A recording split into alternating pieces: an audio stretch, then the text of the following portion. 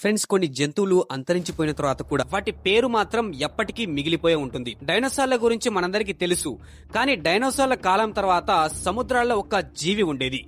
దాని ముందు ఈరోజు మనం చూసే గ్రేట్ వైట్ షార్క్ కూడా చిన్నదిగానే కనిపిస్తుంది. ఆ జీవి పేరే మెగలోడాన్. ఇది సాధారణ పెద్ద షార్క్ కాదు. కొన్ని కోట్ల సంవత్సరాల క్రితం సముద్రాల్లో తిరిగిన ఒక భారీ ప్రీడేటర్. దాని సైజ్, దాని జాస్, దాని టీత్ గురించి తెలుసుకుంటే మెగల్డాన్ పేరు ఎందుకు ఇప్పటికీ అంత ఫేమస్ గా ఉందో అర్థమవుతుంది. ముందుగా మనం దాని సైజ్ గురించి మాట్లాడుకుందాం. మెగల్డాన్ ఎంత పెద్దగా ఉండేది అనే విషయంలో సైంటిస్ట్ దగ్గర ఎగ్జాక్ట్ మెజర్మెంట్ లేదు, ఎందుకంటే దాని పూర్తి స్కెల్టన్ మనకు ఇప్పటివరకు దొరకలేదు. కానీ దొరికిన ఫాసిల్ టీత్ మరియు ఇతర ఎవిడెన్స్ ఆధారంగా చేసిన ఎస్టిమేట్స్ ప్రకారం పెద్ద మెగల్డాన్ దాదాపు 15 నుంచి 18 మీటర్ల వరకు, అంటే సుమారు 50 నుంచి 60 అడుగుల పొడవు ఉండి ఉండవచ్చు. అంటే ఒక పెద్ద బస్ కంటే కూడా పొడవైన షార్క్. ఇక్కడ ఇంకో విషయం గుర్తుంచుకోవాలి. మెగల్డాన్ కి సంబంధించిన సైజ్ ఎస్టిమేషన్ గురించి సైంటిస్టుల మధ్య కొన్ని డిఫరెన్స్ ఉన్నాయి. కాబట్టి 60 ఫీట్లు అనేది ఒక ఎగ్జాక్ట్ నెంబర్ కాదు, అందుబాటులో ఉన్న ఫొసిల్ ఆధారంగా చేసిన ఎస్టిమేషన్ మాత్రమే. ఇప్పుడు దాని నోరు గురించి ఆలోచించండి.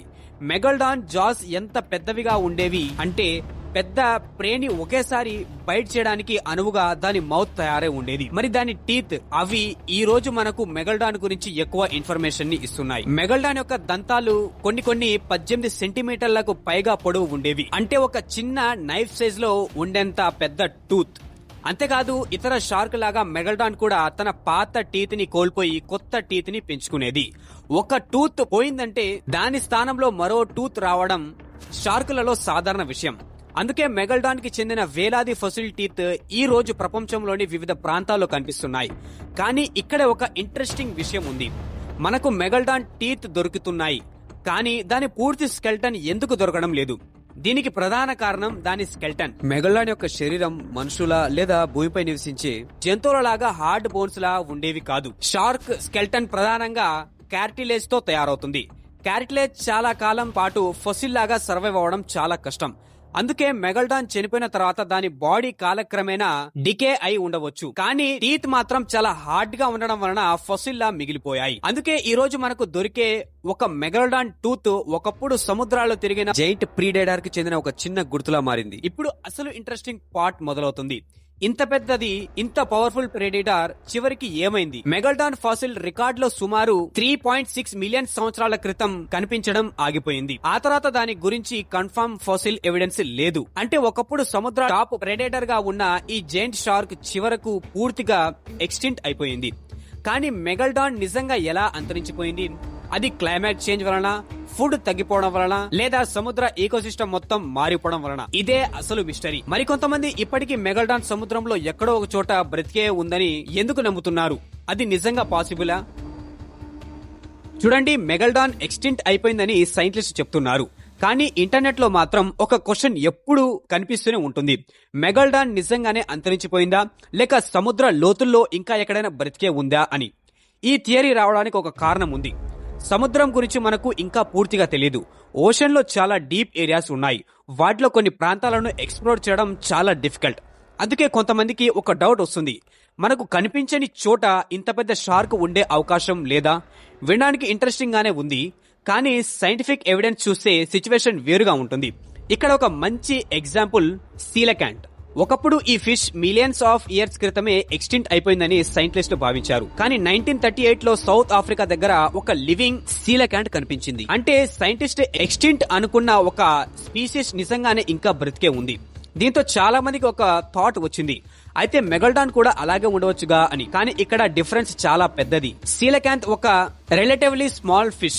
మెగల్డాన్ మాత్రం దాదాపు 15 నుంచి 18 మీటర్ల వరకు పెరిగే జైంట్ ప్రీడేటర్. అలాంటి యానిమల్ ఈ రోజుకి బ్రతికి ఉంటే దాని ప్రెజెన్స్ ని పూర్తిగా హైడ్ చేయడం చాలా కష్టం. మొదట దానికి కావాల్సిన ఫుడ్.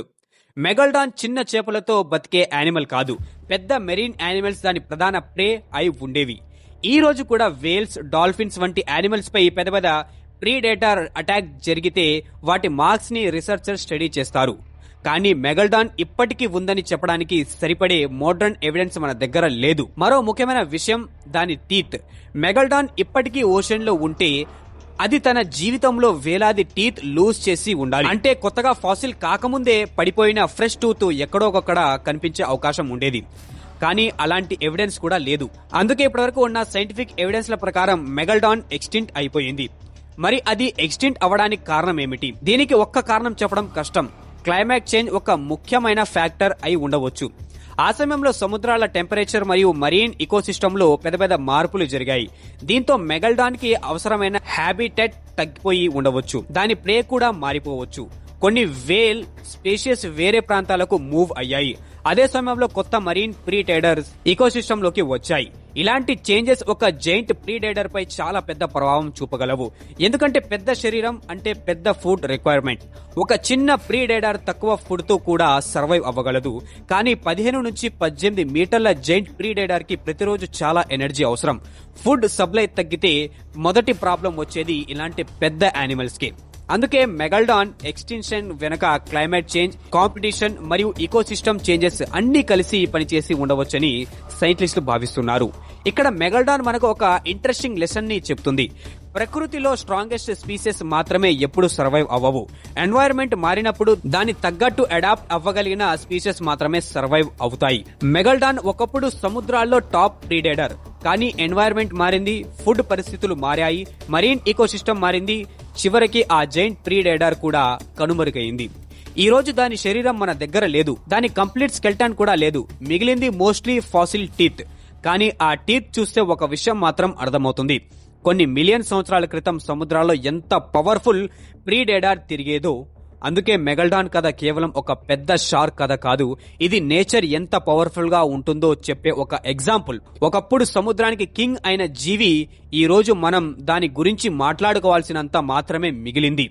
మరి ఇప్పటికీ మనం పూర్తిగా ఎక్స్ప్లోర్ చేయని సముద్రాల్లో ఇంకెన్ని స్ట్రేంజర్స్ క్రియేచర్స్ ఉన్నాయో అది మాత్రం మనకు ఇప్పటికీ పూర్తిగా తెలియని విషయం. సో ఫ్రెండ్స్, ఇది మెగల్డాన్ యొక్క స్టోరీ. ఒకవేళ మీకు ఎవరైనా నచ్చినట్లయితే లైక్ చేసి మరిన్ని ఇలాంటి ఏన్షియంట్ క్రియేచర్, ఓషన్ మిస్టరీస్ మరియు మన చుట్టూ ఉన్న అన్ఎక్స్ప్లెయిన్డ్ స్టోరీస్ గురించి మరిన్ని ఇంట్రెస్టింగ్ డాక్యుమెంటరీ వీడియోస్ కోసం మన ఒరిజిన్ ఫైల్స్ ఛానల్ ని సబ్స్క్రైబ్ చేసుకుని పక్కనే ఉన్న బెల్ ఐకాన్ ని ఆన్ లో పెట్టుకోండి. ఎందుకంటే మనకి తెలిసిన ప్రపంచం కంటే మనకు తెలియని ప్రపంచమే ఇంకా చాలా పెద్దది.